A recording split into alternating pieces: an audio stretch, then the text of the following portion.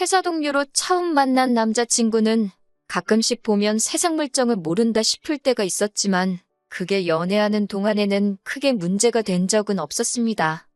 오히려 딱히 싫어하는 것도 없고 까탈스러운 제 성격 잘 맞춰주는 수더분한 성격이 연애하는 기간이 길어지면 길어질수록 이 사람하고 살면 스트레스 받을 일은 없겠구나 하는 생각을 차츰 갖게 만들어줬어요.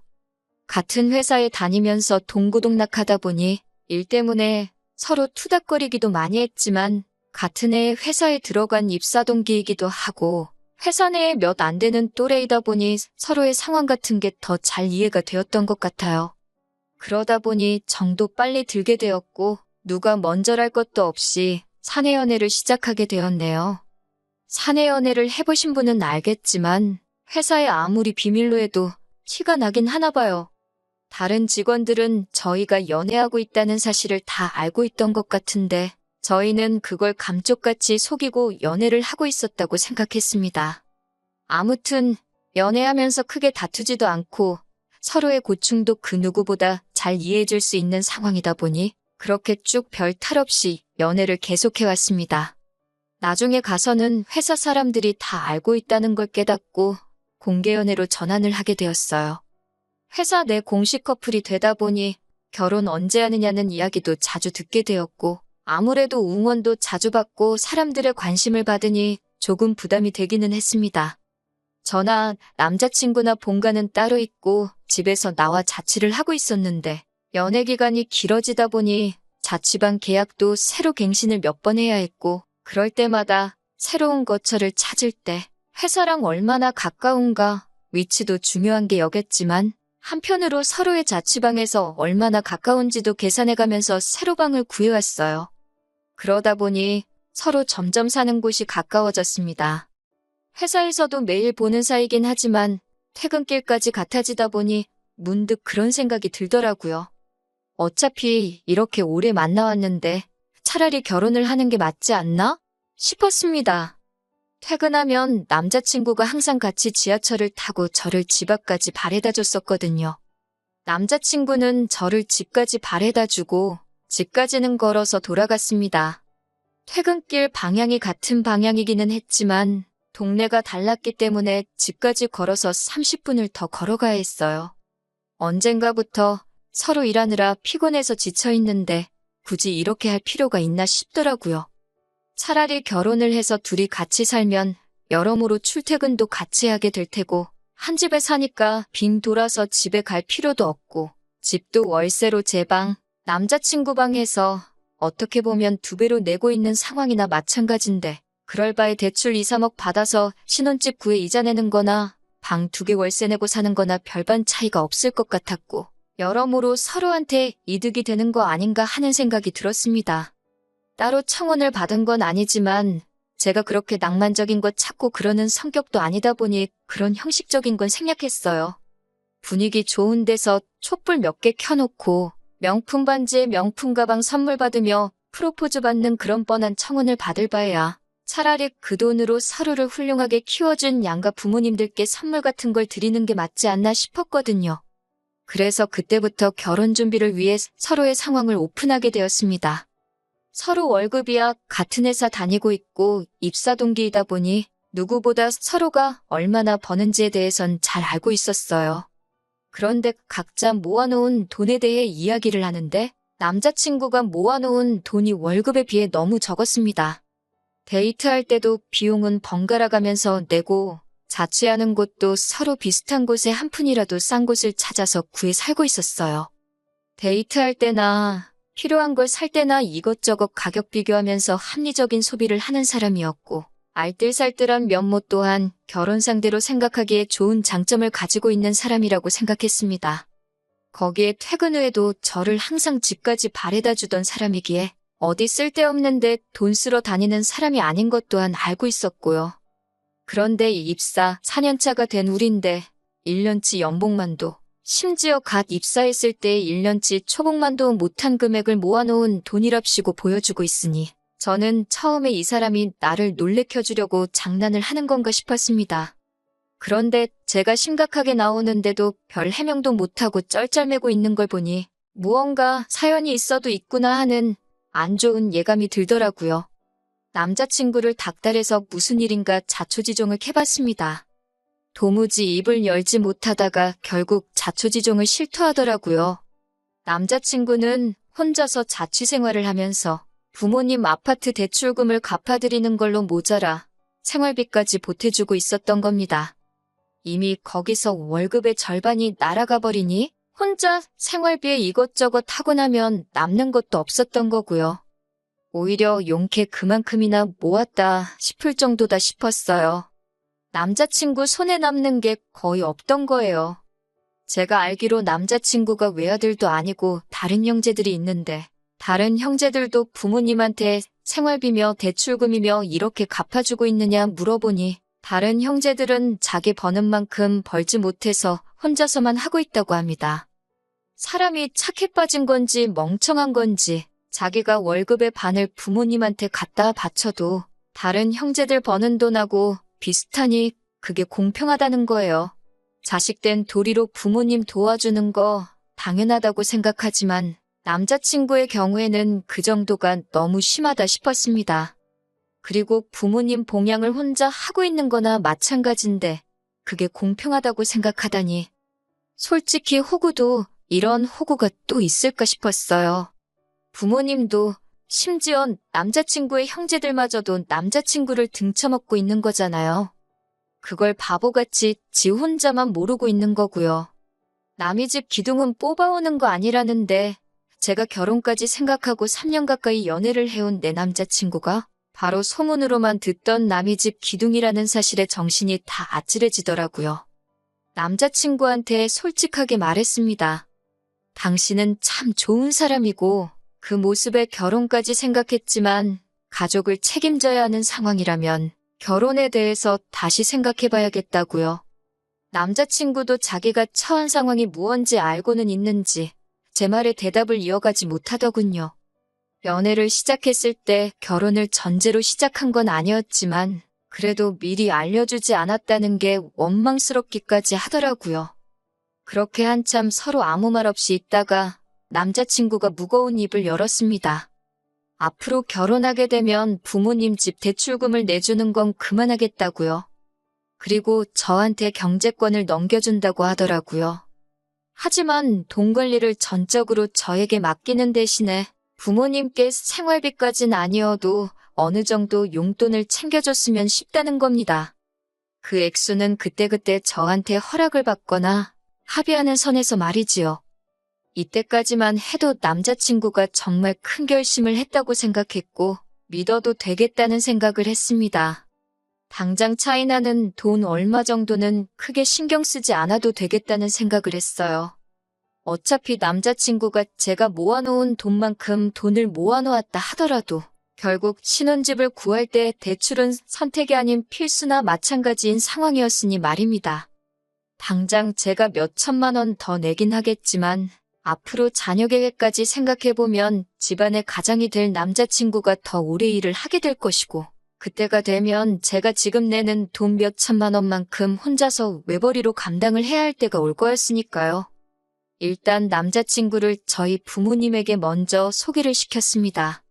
실제로 인사드린 적은 없지만 연애하면서 제가 저희 부모님께 몇 번 이야기를 했었고 사람 자체는 정말 순하고 성실한 사람이기에 저희 부모님께서도 남자친구를 마음에 들어 하셨어요. 저희 집에서 결혼 허락을 받았으니 이제 제가 남자친구 부모님께 인사드리러 갈 차례였습니다. 그런데 남자친구가 이런 이유, 저런 이유를 대면서 인사시키는 나를 미루려고 하더라고요. 쇳불도 당김에 빼랬다고 그걸 밀어서 뭐 하겠냐고 남자친구를 닥달해 억지로 자리를 만들었습니다. 남자친구가 부모님께 저를 소개를 안 시켜주려고 하길래 저는 혹시 남자친구 부모님이 저를 마음에 안 들어 하시나 하는 생각을 했습니다. 그런데 인사드리러 처음 만난 자리에서 저를 엄청 반겨주시고 잘해주셨어요. 아들한테 말로만 들었다면서 정말 꼭 보고 싶었다고 하시면서 말입니다. 자리 분위기가 그렇게 좋았는데 유독 남자친구만 좌불안석 안절부절하고 있었습니다. 긴장이 될 수도 있겠다 싶었는데 그게 아니더라고요. 이야기를 나누다가 생활비 이야기가 나왔습니다. 결혼하고도 아들이 내주던 대출금도 내주고 생활비까지 주겠다니 요즘 저 같은 며느리 보는 운 좋은 시부모는 당신들밖에 없을 거라고 하시는 거예요. 남자친구와 이야기했던 앞으로의 계획을 전혀 모르는 눈치인 걸 보니 그때 딱 깨달았습니다. 남자친구가 부모님께 인사시키는 걸 미루던 진짜 이유를 말이지요. 어떻게 이야기를 꺼내야 할지 모르겠으니 아예 말조차 꺼내지 않았던 거예요. 그래서 제가 대신 입을 열었습니다.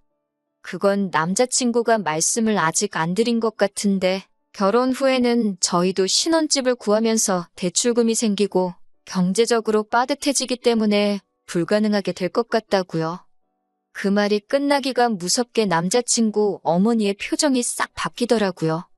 그거에 대해선 들은 바가 없다며 아까까지는 저를 무슨 세계 최고의 며느리라고 생각하던 사람이 이제는 당신 아들 경제권 뺏어가서 권력을 휘두르며 부모 자식 사이 이간질하려는 천하의 나쁜 사람 대우를 하시더라고요. 지금 저희 둘벌이에 신혼집 구해서 들어가고 할비 내고 하면 지금처럼 살 수는 있겠지만 회사에서 힘들게 돈 벌어 내가 번 돈은 공동재산이 되고 남자친구가 번 돈은 당신들 생활비로 다 들어가게 되는데 그건 아니지 않느냐고 솔직하게 말했습니다. 그 말에 네가 무슨 권리로 우리 아들이 버는 돈을 관리를 하려고 드느냐 욕 한마디 안 하셨지만 말 한마디 한마디에 가시가 있는 게 느껴졌어요. 부모님이니까 자식 앞으로의 미래가 행복한 게 더 좋으시지 않느냐. 대충 계산해봐도 여태까지 드린 게 5, 6천만 원은 된다. 그 정도면 자식 된 돌이 충분히 했고 앞으로 여태 보내드렸던 만큼은 아니지만 용돈도 드리기로 했지만 도통 들으시질 않더라고요. 언성이 높아지기 시작하니까 옆에서 꼼짝 못하고 있던 남자친구가 자기한테 좋은 해결법이 있다고 어이없는 소리를 하더라고요. 자기가 퇴근하면 대리운전 같은 거 하고 주말에는 물류창고 같은데 가서 일을 더 하겠다고요. 그렇게 돈을 더 벌면 그 돈으로 대출금을 갚아드리겠다는 겁니다. 아직 내 집도 없는데 투자까지 뛰면서까지 자기 부모 대출금의 생활비를 내주겠다는 게 말이나 되는 일인가 싶었습니다. 그렇다고 형제가 셋인데 그거 다 갚아주고 물려받을 일이 있는 것도 아니고요. 그건 또 무슨 소리냐고 한마디 걸고 넘어졌더니 남자친구 어머니가 당신 아들이 알아서 더 벌어가지고 준다는데 그것도 못하게 하느냐고 저보고 마누라 될 사람이 그 정도 이해심도 없어서 어디다 쓰겠냐고 얼굴에 철판 깔고 나오더군요. 더 길게 생각할 필요도 없겠더라고요. 어리숙한 건 알고 있었지만 부모님 눈치 본다고 해야 할 말도 못하는 남자친구는 더 이상 제 눈에 좋은 신랑감으로 보이지 않았습니다. 생활비 내주고 대출까지 갚아주는 집안의 기둥인 효자 아들이 결혼해서 가정을 꾸린다고 해서 부모들한테 진심으로 축하받을 것 같지도 않았어요. 오히려 당신들 당연히 받을 돈 뺏어간다고 싫어하지는 않으면 다행이라는 생각이 들었고요. 남자친구도 자기 인생, 자기 건강 갈아 넣으면서까지 돈을 더 벌어다가 부모한테 갖다 바치겠다는데 제가 뭐가 아쉬워서 남자친구를 오래 알고 지낸 거지 따지고 보면 그날 처음 본 알지도 모르는 사람들한테 시작부터 끝까지 미움을 받아야 하는지도 모르겠더라고요. 그리고 퇴근 후에 투잡 뛰고 주말에는 아르바이트해서 돈을 더 벌 거면 저랑 결혼은 왜 하나요? 그냥 관상용 열대어를 한 마리 키우고 말지. 일주일에 7일 밤낮 없이 일하는 남편이면 솔직히 없는 거나 마찬가지잖아요. 그래서 그냥 자리에서 일어났습니다. 남의 집 기둥 뽑아오는 거 아니라는 말이 괜히 있는 말이 아닌 것 같다고 결혼 이야기 뒤집어버리는 것도 뒤집어버린 거지만 남자친구한테도 이만 헤어지자고 말했어요. 평생 그렇게 가족들 지갑 노릇이나 하라고요. 그렇게 사는 게 좋다는데 내가 스트레스 받아가면서까지 못하게 말릴 필요가 없다고 말하고 자리에서 일어났습니다. 같은 회사를 다니다 보니 보기 싫어도 마주쳐야 해서 불편했는데 남자친구의 마지막 책임감인지 저에 대한 죄책감 때문인지는 몰라도 이직한다고 말하고 그 후에 회사를 그만두었습니다. 그런데 뭔가 계산착오가 있었는지 바로 직장을 못 구했나 봐요. 헤어지고 4개월쯤 지나서 제가 사는 자취방 앞에 술에 잔뜩 취해서 찾아왔더라고요. 평소에 술은 입에도 안 대던 사람인데 뭔가 싶어서 이야기를 들어봤는데 직장을 못 구해서 수입이 없는 상황인데 부모님들은 멀쩡히 다니던 회사 그만둔 남자친구 잘못이라면서 그나마도 저금이라고 모아놓은 돈을 내놓으라고 했다는 겁니다. 당장 자기는 수입이 없어서 걱정이 돼서 죽겠는데 남자친구 부모님은 그 몇 달을 못 기다려서 얼마 안 되는 자기 돈을 가져가려고 한다고요. 그리고 상황이 이렇게 되니 자기가 자기 인생에 얼마나 큰 부분을 놓아버린 건지 이제야 깨달았다고 하면서 저한테 사과를 하더라고요. 이제 정말 자기는 부모님 안 보고 살아도 되니까 자기를 다시 받아달라고요. 집에다 돈 가져다 바치는 것도 그만둘 것이고 2번 다시 호구 노릇 하지 않겠다고 머리를 바닥에 찧으면서까지 부탁을 하더라고요. 그렇게 오래 연애했고 그동안 정이 많이 들었는데도 안쓰럽지가 않았습니다. 제가 이야기했을 때 진작에 들었으면 이럴 일도 없었을 텐데요. 멀쩡히 다니던 회사도 그만둘 필요도 없었을 테고요. 결국 저보다 가족을 먼저 택했던 사람인데 제가 지금 받아준다고 해서 또 그러지 않을 거라는 보장도 없다는 생각이 들었어요. 그래서 안타깝지만 나는 너랑 다시 시작할 생각이 없다. 그리고 술 먹고 이렇게 찾아오는 것도 싫고 우리는 이미 끝난 거니까 2번 다시 찾아오지 말라고 했습니다. 내가 뭐라고 당신하고 당신 부모님, 부모 자식 간의 천련을 끊어낼 수 있겠냐고 믿는 도끼에 발등 찍히는 것도 딱 한 번이라고 했고 넌 벌써 그 기회를 날려먹었다고 했어요. 그 뒤로 한동안은 연락도 소식도 모르고 지냈습니다. 회사에서 남자친구와 친하게 지내던 직원이 남자친구 소식을 들었다며 저한테 말해줬어요. 고향에 돌아가서 그쪽에서 일자리 찾으러 다니면서 아르바이트 하고 있다고 하더라고요. 아르바이트는 왜 하고 있는지 안 봐도 딱 알겠더라고요. 불쌍하긴 하지만 한편으로는 남자친구를 다시 안 받아주길 잘했다는 생각이 듭니다. 결국에는 가족을 놓지 못해서 안정적인 새로운 직장을 찾는 게 아니라 부모님 당장 생활비랑 대출금 내주기 위해서 고향으로 돌아간 모습을 보면 아직 정신 덜 차린 것 같네요. 그동안 만나온 정에 휩쓸려 받아줬더라면 결국엔 또 어떤 방식으로든 자기 가족들 먹여 살리겠다고 투잡을 뛰겠다느니 내 돈을 빌려서 쓰겠다느니 분명 무슨 일이 있어도 있었을 거예요. 비록 이렇게 완전히 끝나버리게 되었지만 아무쪼록 언젠간 정신 차리고 이용만 당하고 있다는 걸 깨달았으면 좋겠네요.